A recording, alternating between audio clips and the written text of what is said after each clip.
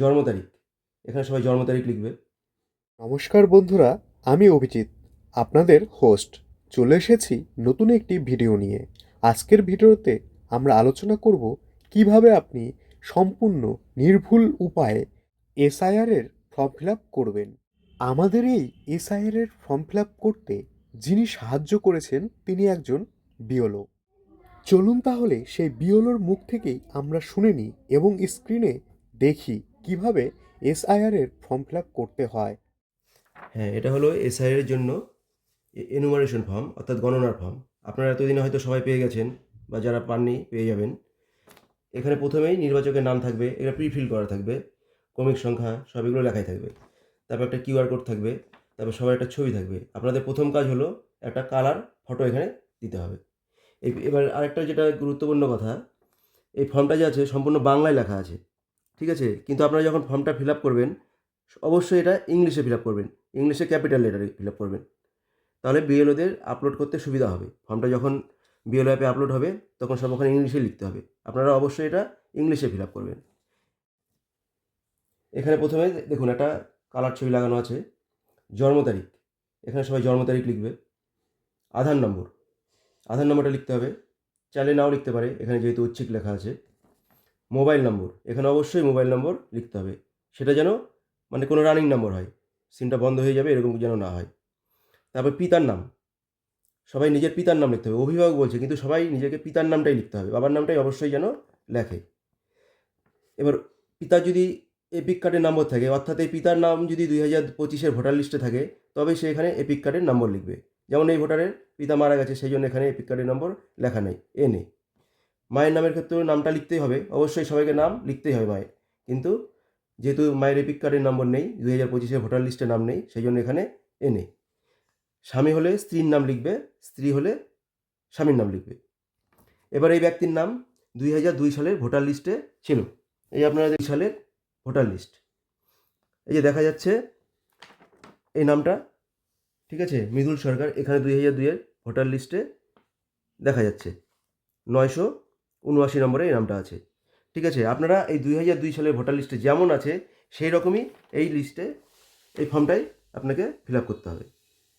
প্রথমে নির্বাচকের নাম, এপিক নম্বর, এপিক নম্বর কিন্তু এখনকারটা না, 2002 সালের ভোটার লিস্টে যে এপিক নম্বরগুলো ছিল, যে পাশে দেখুন, কোনো কোনো ভোটার লিস্টে হয়তো দেখবেন এরকম থাকবে না, হয়তো এপিক নম্বর ফাঁকা থাকবে, আপনারা সেটা ফাঁকাই রেখে দেবেন।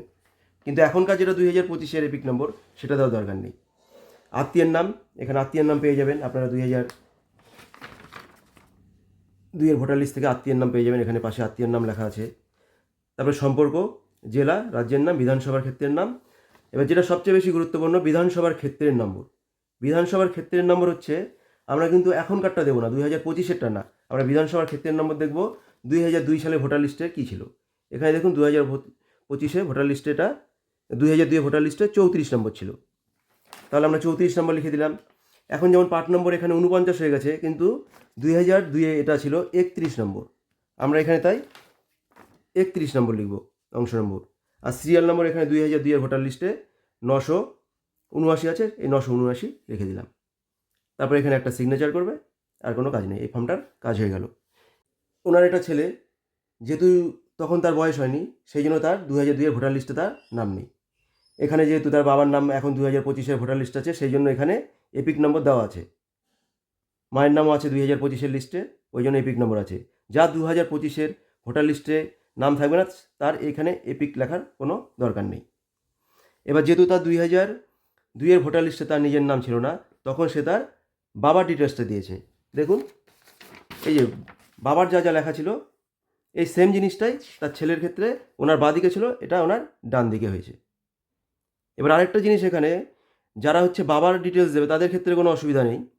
হ্যাঁ, এবার যারা বাবা বাদ দিয়ে অন্য কারো ডিটেলস দেবে, তারা অবশ্যই যেন কোথাও এই সম্পর্কের এখানে যেন উল্লেখ করে দেয় এই ব্যক্তিটি এই ব্যক্তির কে হয়, মানে যে যার ফর্ম এটা, যার আত্মীয় পরিচয় দিচ্ছে সেই ব্যক্তিটি কে হয়, এখানে সম্পর্কের এখানে যেন লিখে দেয়। বাবা হলে সেই বাবা আছে, ঠিক আছে। মা, এটা যদি মায়ের নাম দেয় তাহলে এখানে লিখে দেয় মাদার। এখানে যদি গ্র্যান্ডফাদার বা গ্র্যান্ডমাদারের নাম দেয় তাহলে গ্র্যান্ডফাদার বা গ্র্যান্ডমাদার এটা যেন লিখে দেয়, তারপরে সই করবে।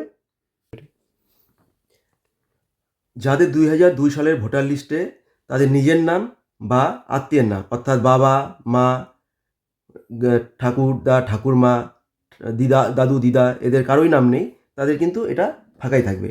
তারা কিন্তু অবশ্যই উপরে এই অংশটুকু ফিল আপ করতে হবে এবং এই উপরের অংশটুকু অবশ্যই ইংরেজির বড় হাতে ফিল আপ করবে। তাহলে বিএলওদের তাদের বিএলও অ্যাপে আপলোড করতে কোনো অসুবিধা হবে না। আর হ্যাঁ, এই ফর্মটি অনলাইনের মাধ্যমেও ফিল আপ করা যায়। আপনি যদি চান তাহলে অনলাইনেও অ্যাপ্লাই করতে পারেন। সেই ক্ষেত্রে আপনি আপনার বিওলোর কাছে শুনে সেটি করবেন। তাহলে দেখলেন তো কিভাবে এসআইআর এর ফর্ম ফিল আপ করতে হয়। আমাদের এই ভিডিওটি আপনার কেমন লাগলো একটু কমেন্ট করে জানিয়ে দিন। ভিডিওটি ভালো লাগলে লাইক, কমেন্ট, শেয়ার করে আমাদের পাশে থাকবেন।